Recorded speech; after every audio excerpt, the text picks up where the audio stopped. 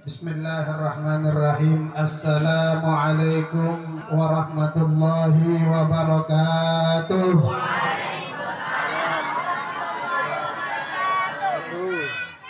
Alhamdulillah. Alhamdulillahilladzi yu'til madad li awwalin wa akhirin min jarihati. Thumma salatu wassalamu kullama adat bina dzikra kaman nasu warad. Ala nabiyil mustafa wa alihi wa sahbihi wa tabi'in qad istamad. Allahumma salli wa sallim ala sayyidina al-habibil mahbub wa muhibbih kama yurdika wa yurdi wa habbibna ilaih wa zidna mahabbatan fih. Allahumma salli wa sallim ala sayyidina Muhammadin nabiyil ummi wa ala alihi mithla dhalik. Sebelum ulun memulai ceramah, ulun bolehlah minta permintaan. Boleh kada? Boleh. Amun kada dikabulkan ya Pak. Kada jadi ceramah ya lah. Permintaan ulun, Ustadz Fahmi, Guru Hanif, Ustadz Hanif, silahkan duduk di atas. Ayo Guru Fahmi, jangan Guru. Guru. Karena kau pandir ulun, tinggi. Ayo Ustadz Hanif, maju. Guru. Ulun kau ada di bawah nih. Ulun di bawah juga berarti.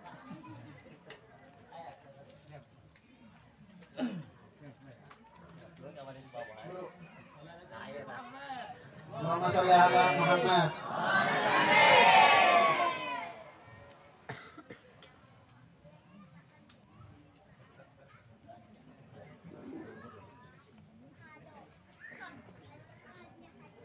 Alhamdulillah, yang kami hormati dan kami muliakan kepada para segenap habaib, wabil khusus yang hadir di tengah-tengah kita Al-Habib Ismail Asgaf Sidin itu dari Kintab. Mudah-mudahan kehadiran Sidin membawa keberkahan dalam perkumpulan kita. Yang kami hormati dan kami muliakan kepada para segenap alim ulama, wabil khusus kepada guru kita, Guru Fahmi, dan juga Ustadz Hanif, Guru Abdurrahman, dan guru-guru yang lain. Mudah-mudahan Allah Subhanahu wa Ta'ala memanjangkan umur mereka. Mudah-mudahan Allah memberikan kesehatan kepada mereka. Mudah-mudahan Allah kuatkan mereka untuk membimbing kita. Amin ya Rabbal Alamin. Wabil khusus yang ulun muliakan kepada segenap panitia penyelenggara Maulid Nabi Sallallahu Alaihi Wasallam. Wabil khusus kepada Bapak Haji Ahmad. Mudah-mudahan jerih payah keringat yang mereka keluarkan untuk terlaksananya peringatan Maulid ini menjadi penyebab cinta mereka bertambah kepada Nabi Muhammad. Menjadi penyebab tersenyumnya beliau baginda Muhammad di malam yang mulia ini. Amin ya Rabbal Alamin. Hadirin dan hadirat yang dirahmati oleh Allah, alhamdulillah, ini adalah anugerah yang besar yang Allah berikan kepada kita. Yang Allah pilih kita dengan mudah melangkahkan kaki kita, dengan mudah melantunkan sholawat kepada Nabi Muhammad. Maka ini adalah anugerah yang besar yang mudah-mudahan senantiasa Allah berikan kepada kita, kepada keluarga kita, kepada orang-orang terdekat kita. Amin ya Rabbal Alamin. Bagaimana tidak hadirin, sholawat yang kita lantunkan, pujian-pujian kepada Nabi Muhammad yang keluar dari lisan kita, itu adalah bukti cinta kita kepada Nabi Muhammad. Allahumma sholli ala Muhammad. Orang kalau cinta pasti terus menerus yang dia sebut orang yang dia cintai. Betul? Ini kenanak kami kada paham Bang. Yang tuha tuh harajin yang paham. Buhan yang tuha-tuha ini apalagi dahulu itu lagi hanya kawin, aduhai. Yang dikesahkan bininya aja, nang bini yang dikesahkan lakinya aja. Kenapa? Karena cinta. Orang itu kalau sudah cinta pasti nanti kepingin terus menyebut dan terus duduk dengannya, tidak ingin berpisah dengan orang yang dia cintai. Maka perkumpulan yang seperti ini mudah-mudahan menjadi penyebab kita cinta kepada Nabi Muhammad, dan nanti kelak kita dikumpulkan dekat dengan Nabi Muhammad. Amin ya Rabbal alamin. Hadirin, Nabi kita Muhammad Shallallahu Alaihi Wasallam bersabda di dalam hadis yang diriwayatkan oleh Imam Tirmidzi. Nabi Shallallahu Alaihi Wasallam mengatakan, Inna min ahabbikum ilayya wa akrabikum minni majlisan yaumal qiyamah ahasinakum akhlaqa wa inna abghadakum minni abghadakum ilayya wa ab'adakum minni majlisan yaumal qiyamah at-tartarun wal mutasyaddiqun wal mutafaihifun. Tiga orang ini nanti kedudukannya akan jauh dengan Nabi Muhammad. Satu orang yang paling dekat dengan Nabi Muhammad. Kira-kira kita mau dekat apa jauh? Pasti mau dekat, hadirin. Orang Habib Ali Habsyi mengatakan, fi jannatin ma syakkani min wasfiha illa likaunil habibi khayyama. Ini orang yang kalau sudah dzauq atau perasaannya tenggelam dengan cinta kepada Nabi Muhammad, sampai-sampai kata beliau, surga dengan isi dan kenikmatannya tidak membuat aku rindu untuk masuk ke dalam surga, melainkan karena di sana ada Nabi Muhammad. Ini orang yang ngerti dzauq, orang yang bisa perasa, maka dia akan merasakan betapa nikmatnya duduk dengan Nabi Muhammad. Padahal kalau kita dengar biasanya cerita surga itu, hadirin, nikmat. Itu acil-acil yang ketujuh amas yang di surga banyak. Langsung ambil aja lagi, kita pakai bayar, pakai. Itu di surga. Yang ketujuh makan, tambah lagi. Hendak apa? Sate ada, semuanya ada. Keindahannya, pian pernah melihat apa yang indah di dunia? Pernah ke Papua? Di sana pulaunya indah, hadirin.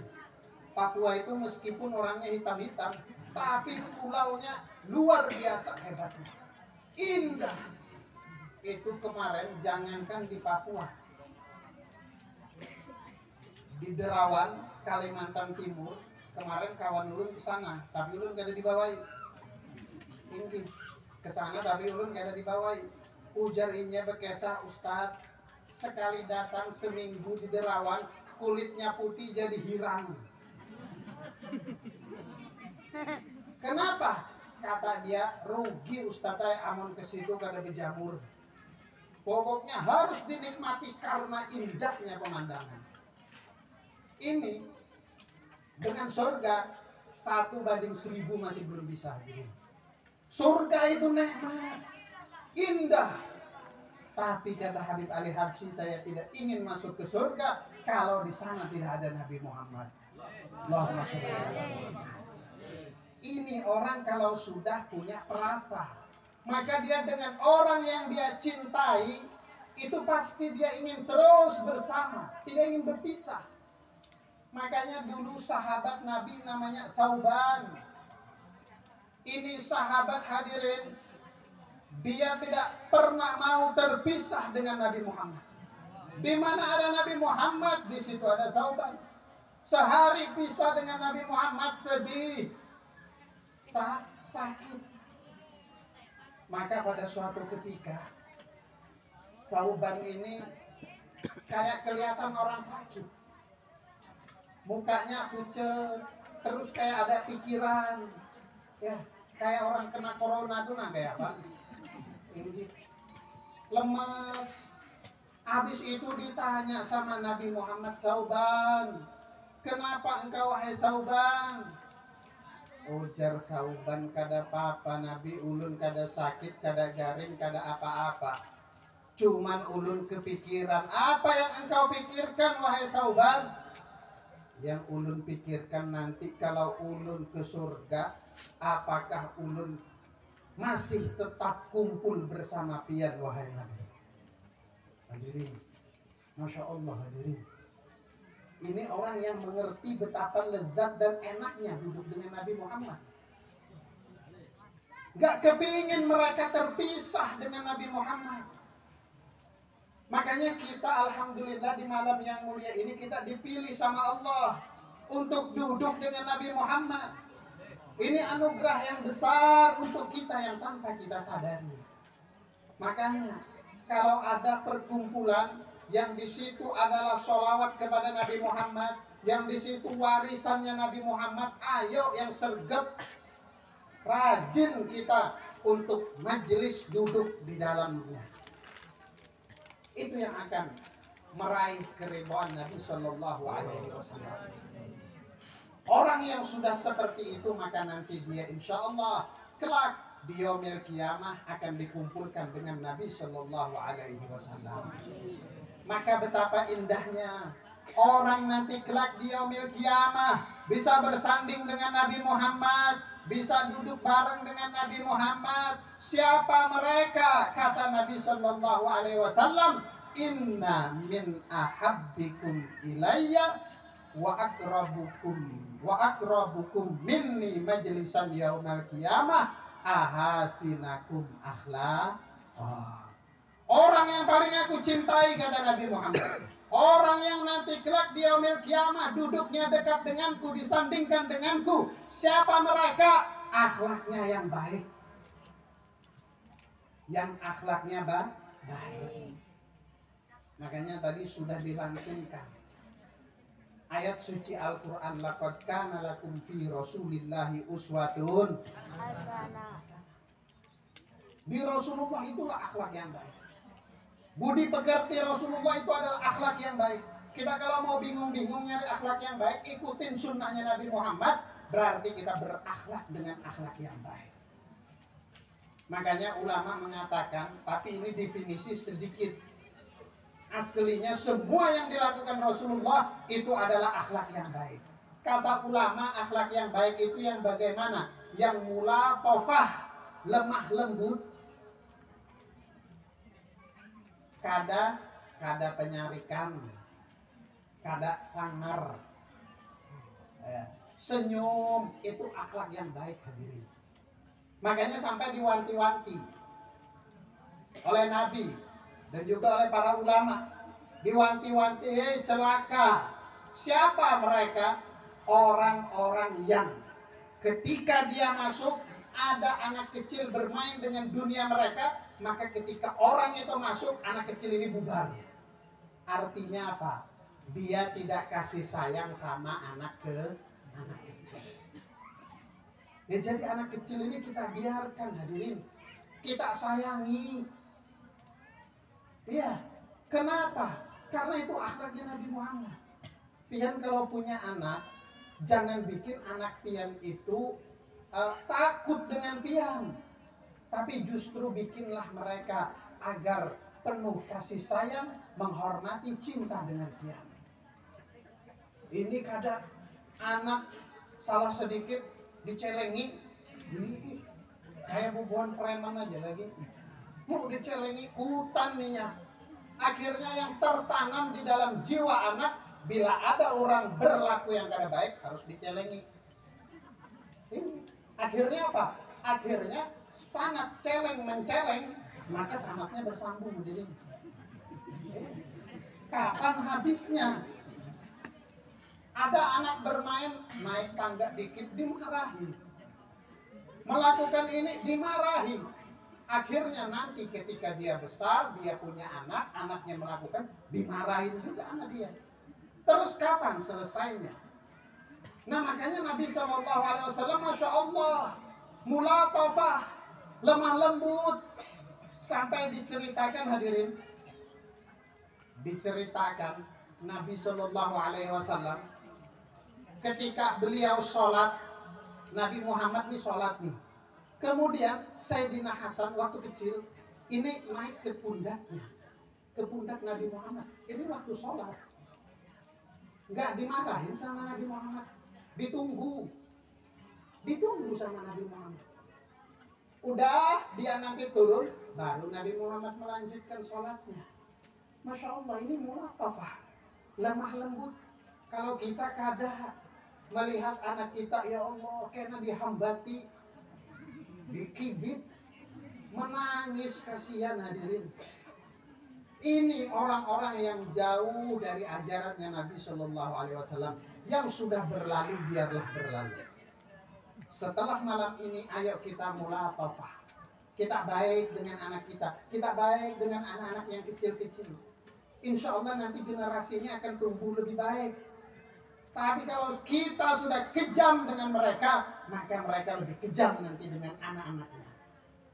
Allahumma sholli ala Muhammad. Maka dari itu hadirin dan hadirat yang dirahmati oleh Allah, ayo kita harus menanamkan akhlak yang baik. Karena orang yang punya akhlak yang baik, ini dia nanti akan mendapatkan kedudukan yang tinggi di sisi Allah dan akan disandingkan dengan Nabi Sallallahu Alaihi Wasallam. Sampai lagi disebutkan dalam satu riwayat, ya, riwayat sanad Hasan, Anil Hasan, Anil Hasan, Anil Hasan, Anil Hasan, an Jaddil Hasan, Sallallahu Alaihi wa ala alihi wa sahbihi wasallam, inna ahsanal hasan al-khuluqul hasan.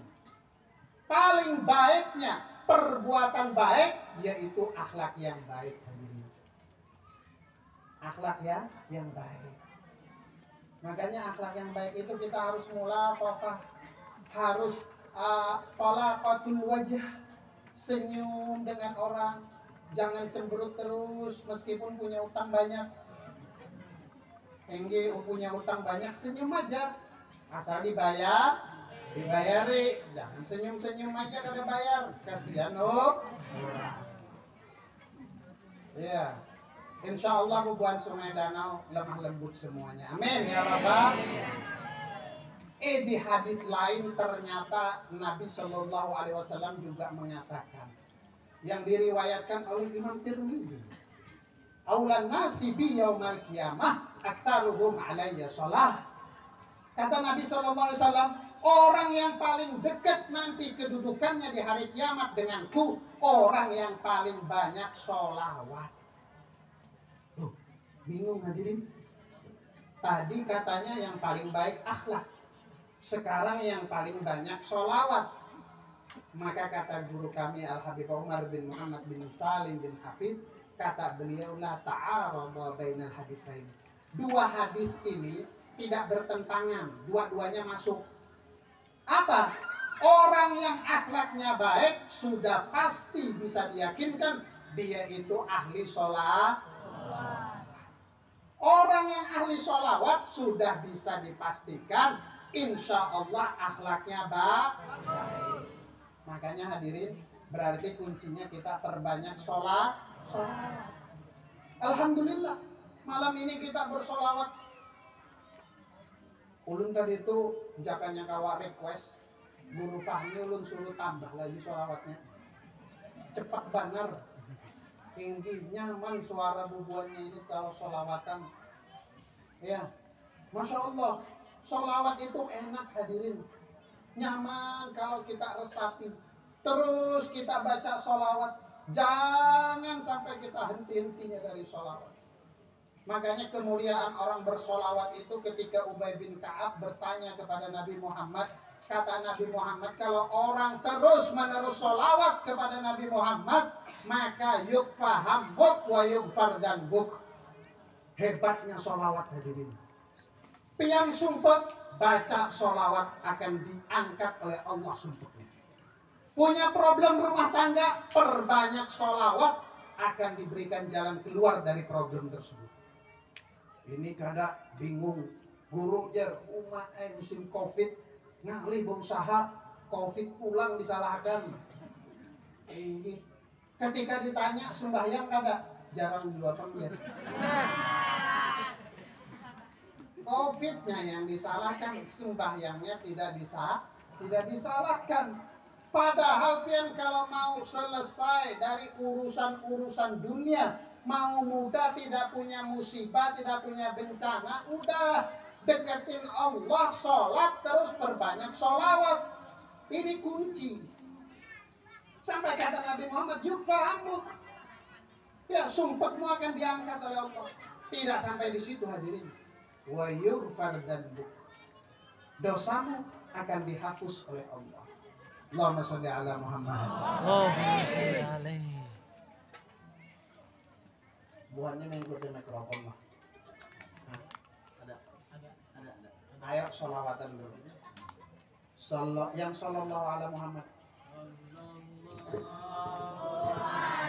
Sallallahu alaihi wasallam. Sallallahu ala Muhammad.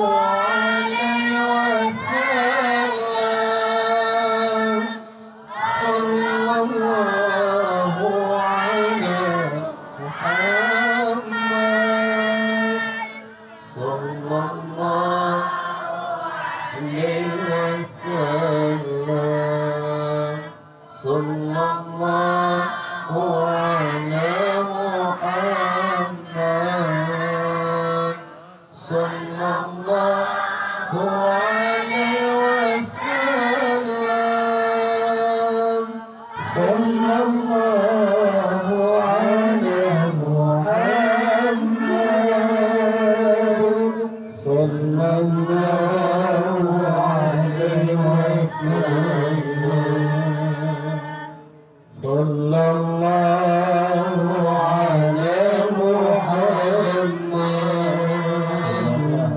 Sallallahu alaihi wasallam. Sallallahu ala Muhammad. Sallallahu alaihi wasallam. Mudah-mudahan dosa kita semuanya dihapus oleh Allah. Amin ya rabbal alamin. Jadi kunci pertama kalau kita ingin dekat dengan Nabi kita Muhammad, maka perbanyaklah sholawat. Insya Allah dengan sholawat kita akan punya akhlak yang baik. Amin ya rabbal alamin. Kemudian hadirin, ada beberapa orang yang nanti kelak di yaumil kiamah jauh dari Nabi Muhammad. Siapa mereka? Bahkan bukan hanya jauh posisinya dengan Nabi Muhammad, tapi dibenci oleh Nabi Muhammad. Inna abghadakum ilayya wa ab'adakum minni majlisan yaumal qiyamah at-tarharun. Ketahuilah, orang yang paling jauh kedudukannya dengan Nabi Muhammad, bahkan dibenci oleh Nabi Muhammad. Siapa mereka? At-tarharun. Mereka orang yang al-kathirul kalam, orang-orang yang suka ngomong, suka bicara diri. Ini mulut kada bisa dikunci. Bahaya. Ini kada nukar ke pasar, tujuan apa? Nukar iwak lawan sayur. Portalnya banyak. Kesini bekesah dulu. Pakai apa aja. Kesini iya pulang. Jadi sampai ke pasar tuh 2 jam, padahal nukarnya 5 menit aja. Sejam 55 menit berkisahan lawan kawan. Ada kada di Sungai Danau? Insya Allah kada ada. Kada ada Jagur Abdul Rahman. Kada ada sedikit aja sih. Makanya hadirin, jangan sampai kita kathir kalam, banyak bicara, banyak omong.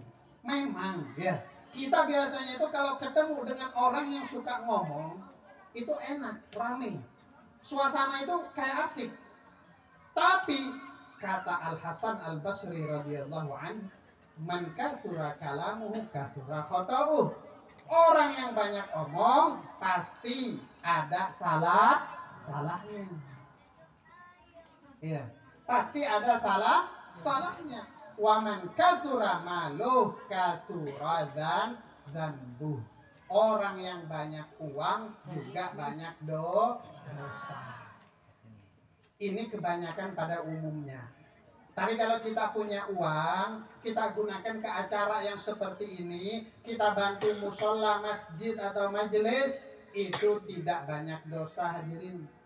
Cuman kalau kita koreksi lagi, kita lihat ya, kalau batu bara manual ilegal jalan, warung jablay rami. Ulun tuh pernah betakun lawan orang rami lah jurang batu bara waya ini. Kayak ini jabian guru ajar. Lihat di warung jablay, bila warung jablay rami batu bara. Bujur ternyata kata Hasan Al Basri. Man kathura maluhu kathura dzanbuh. Bakalan banyak maksiatnya. Orang kalau batu bara tuh rami pian, sabu-sabu tuh banyak. Narkoba itu rame. Nah berarti kita itu perlu minta dengan Allah, minta rezeki yang halal, yang barokah, yang membawa kita dalam kebaikan. Kalau kita minta rezeki cuma segitu aja, rezeki yang luas, yang banyak, bisa jadi nanti malah petah. Mudah-mudahan buat Sungai Danau sugi berataan. Amin. Sugi dalam ketaatan dan hartanya digunakan dalam kebaikan. Amin ya Rabbal alamin. Jangan kita baca, jangan kita banyak kalam. Ya, memang kalau seandainya kita berbicara, itu biar tuh guruin aja banyak pandir. Ya memang ya kata ulama, laukanal kalam fi ta'atillah fahuwa zahab, fahuwa fiddah. Walau kana sukut anil maksiyah fahuwa zahabun. Kalau seandainya kalam pembicaraan atau perkataan yang keluar dari mulut kita di dalam ketaatan kepada Allah, kita sampaikan ilmu, itu adalah fiddah. Ya, fiddah itu perak. Tapi kata beliau, kalau misalkan sukut, diam dari maksiat ketika dibawai orang bepandiran, menggibah orang, menyambati orang, bepandiran anu guru aja, itu tuh jar, ini bini hanyar, tahu gak ya, di Banjar ada bininya ada di Nyaring sedikit, bininya tuh ada di Banjar. Oh jadi ini bicaranya macam-macam. Nah diamnya dia, laukana sukut anil maksiyah fahuwa dahab, lebih baik daripada pian menyampaikan kebaikan. Masya Allah hadirin. Ya, jadi kita diam dari maksiat itu ternyata nilainya kayak emas. Kalau kita berbicara daripada kebaikan, misalkan ya berbuat baik dengan orang melewati pembicaraan kita, itu masih kayak perak. Perak kok ini harganya jauh lah emas. Orang K7 emas. Maka dari itu kita diam. Kalau diajak orang maksiat, udah diam aja. Gak usah tenggelam dengan pembicaraan yang sia-sia. Maka insya Allah nilai kita nanti akan menjadi orang yang dekat dengan Nabi Muhammad. Alhamdulillah. Mudah-mudahan kita semuanya bisa menjaga lisan. Amin ya Rabbal alamin. Makanya Allah Subhanahu wa ta'ala menciptakan dua telinga. Ya.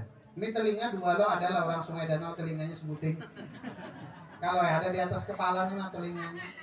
Karena ada telinga dua, mulut satu. Untuk apa? Untuk supaya kita mendengar lebih banyak, bicaranya sedikit.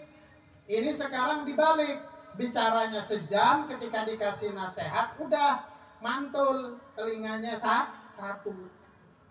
Nah, maka dari itu hadirin yang dirahmati oleh Allah, mudah-mudahan kita bisa menjaga lisan kita. Amin ya rabbal. Begitu juga al-mutasyaddiqun, pakai shin. Kalau pakai shad baik, tapi ini al-mutasyaddiqun, orang yataqawal fil kalam wa yabdu anhum. Jadi dia ini memang suka omong udah. Kalau kadang membicarakan orang udah garing, sakit. Kalau kadang membicarakan orang, nah ini ciri ini berarti. Tapi insya Allah mudah-mudahan diantara kita tidak ada. Amin ya rabbal alamin. Ya makanya hati-hati. Jangan sampai kita menyakiti orang gara-gara lisan kita. Makanya kata Nabi Muhammad di hadis yang lain, beliau sebutkan al-muslim man salimal muslima min lisanih wa yadih. Orang muslim yang baik, yang sempurna, siapa mereka? Orang yang lisan dan tangannya bisa menjaga untuk menyakiti orang lain. Orang lain tidak pernah tersakiti dari lisan kita. Orang lain tidak pernah tersakiti dari tangan kita. Itu muslim yang baik. Tapi ini kadang pokoknya si Din itu sudah terkenal lawan gosip-gosipnya. Nang laki terkenal lawan preman-premannya. Kadang mau dicangi sedikit menampar dia. Ini parah sudah ini. Tapi insya Allah kalau ada yang seperti itu mudah-mudahan taubat. Dimanapun mereka berada mudah-mudahan taubat karena mereka umat Nabi Muhammad. Amin ya rabbal alamin. Kemudian yang terakhir golongan yang ketiga yang tidak masuk ke dalam surga dan jauh dari Nabi Muhammad dan mereka dibenci oleh Nabi Muhammad karena mempermalukan Nabi Muhammad. Siapa mereka? Al-mutafaihikun, yaitu orang-orang yang al-mutakabbirun, orang-orang yang sombong. Kita mau sombong bagaimana hadirin? Kalau kita sadar diri kita ini dulu keluar dari mana? Keluar kada berbaju, tinggi kada bisihar, harta. Kita ini semuanya diciptakan dari air yang hina, jijik. Terus mau sombong bagaimana? Nanti kita kalau sudah datang malaikat Israel, di WhatsApp malaikat Israel, selamat belajar, siap-siap malam ini. Apa kabar? Datang malaikat Israel terus dibawa, kemudian selesai. Mau bangga dengan apa? Jabatan bisa dibawa ke dalam mati. Kalau kampian kena misalkan ada yang jadi gubernur, ada yang jadi presiden, masuk ke dalam kubur malaikat, Pak Presiden, VIP, ayo langsung masuk. Maaf hadirin, ujar malaikat nggak ada presiden-presidenan di sini. Mau gubernur, mau bupati, maaf. Itu terus kita mau bangga dengan apa? Dengan harta mau kita bangga.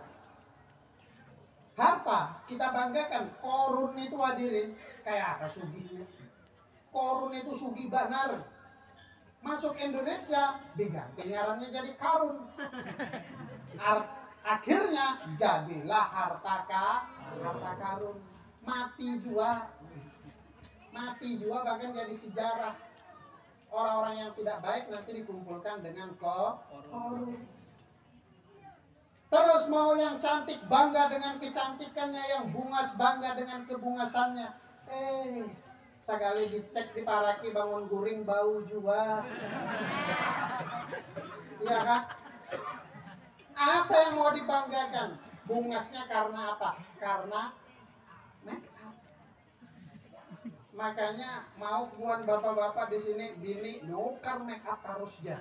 Maka larang-larang pulang. Kenapa? Orang yang suka pakai make up berarti dia sadar dirinya kada makanya pakai make up. Jadi kan menganggap bungas kan bisa pakai make up. Setuju? Nah, setuju Jesiden supaya kada banyak keluaran duit.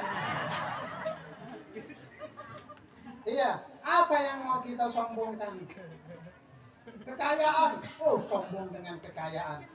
Jangan. Kita nggak tahu ke depan nanti 5 bulan, 6 bulan, setahun nggak tahu. Orang sekejap Allah Subhanahu wa taala menimbulkan goncangan, kemudian tsunami, selesai udah. Mau apa ya? Sungai Danau, tapi insya Allah aman Sungai Danau. Ya. Kebakaran, sebentar aja Allah Subhanahu wa taala mau mengambil hartanya. Mau sombong bagaimana? Kadang guru aja lancar ini usahanya, sudah bagus tataannya, manajemennya bagus, 10 tahun bakalan lancar. Jangan. Belum tentu. Makanya dulu tuh diceritakan ada orang ini, orang kaya hadirin. Orang kaya sugih.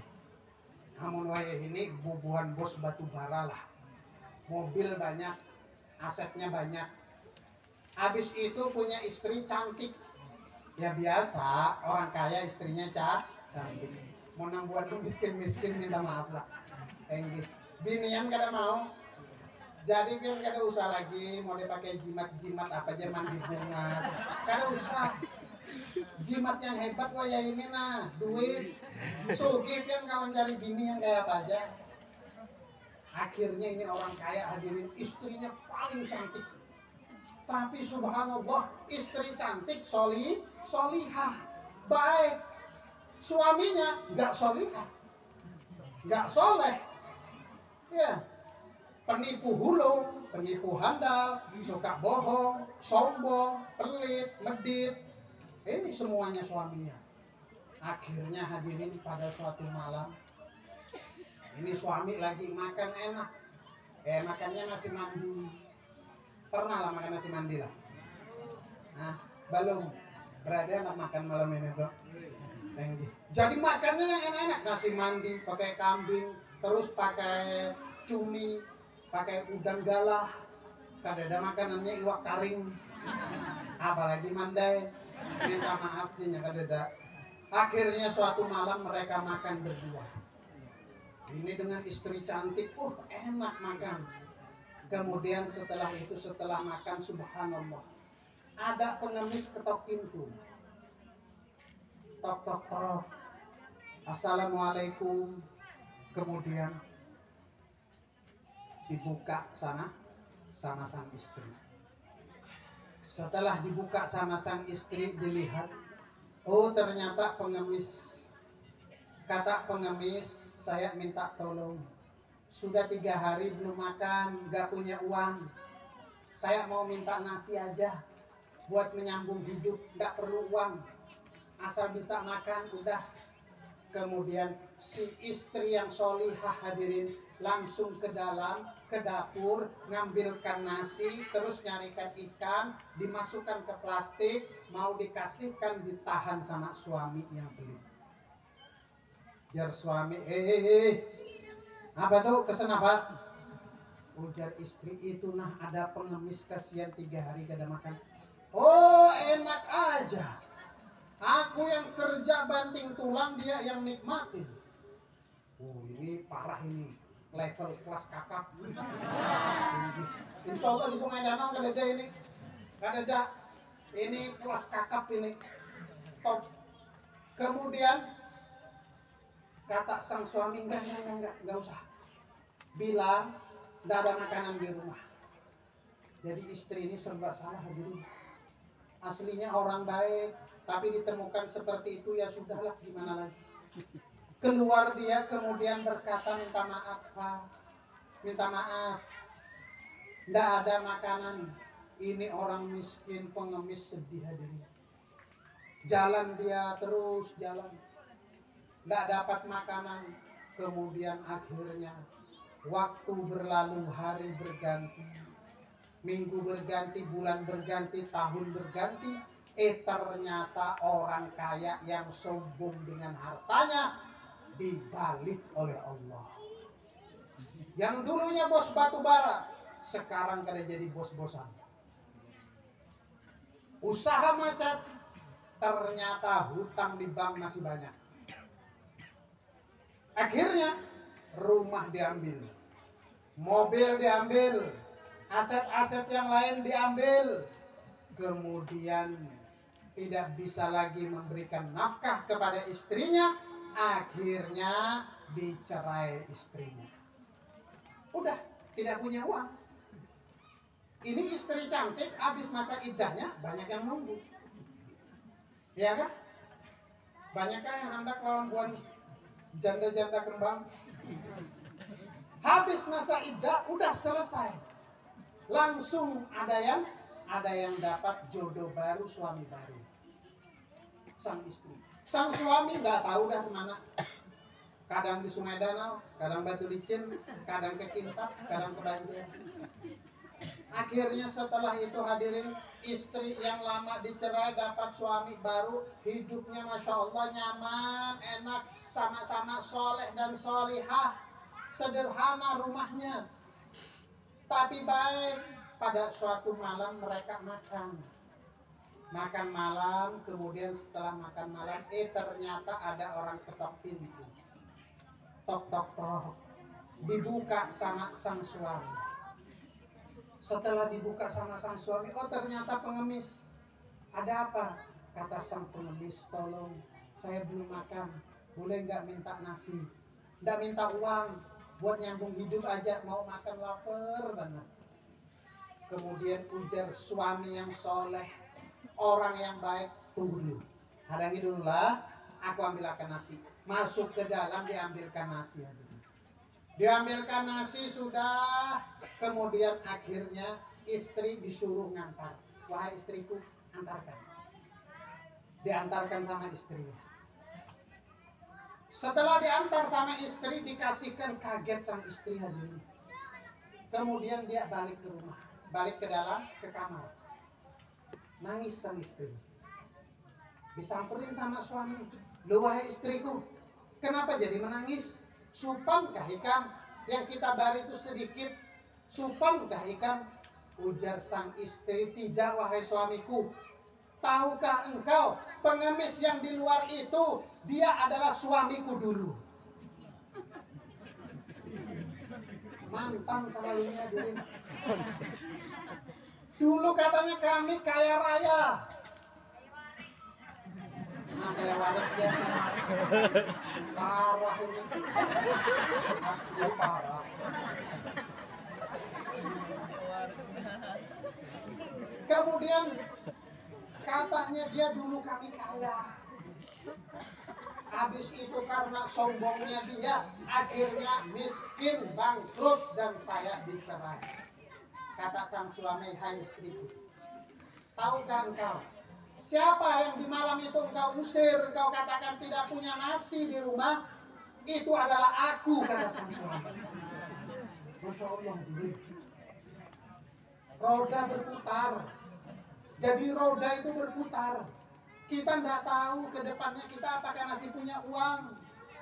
Apakah kita terus tetap miskin? Makanya yang diberi oleh Allah rezeki, dititipkan oleh Allah harta, disyukurin. Yang masih miskin, sabar.